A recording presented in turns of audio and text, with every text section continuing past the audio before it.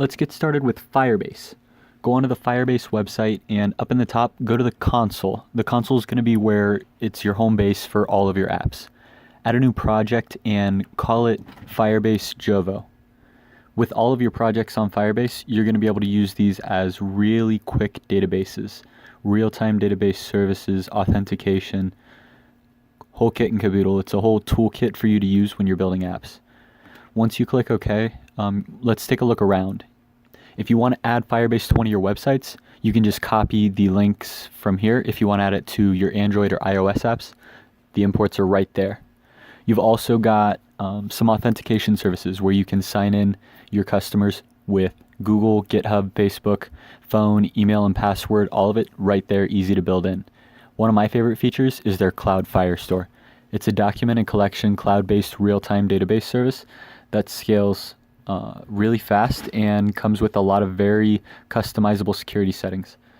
You've got two basic options to start, and the test version allows for quick access, but it is very insecure. It allows anybody to read and write to your database who has access. So if they're able to copy or get the information from your database, such as if they get the script link from your HTML page, they could get it. So there's also their file store. Hosting is another great service. If you use their hosting, you can actually have a free hosting for your website unless you get a really high traffic, but I've never had to pay. You got machine learning kit with text recognition, facial recognition, other types of recognition. And then down in the analytics, you have a lot, which honestly, a lot of these services in here are based towards iOS and Android.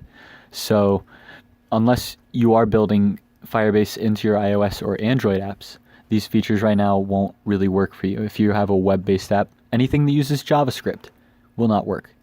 A/B testing though, you could set up some A/B tests.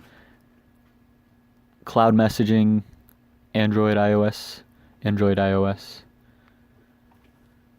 Android, iOS, in-app purchasing, and then you can go down to the next section.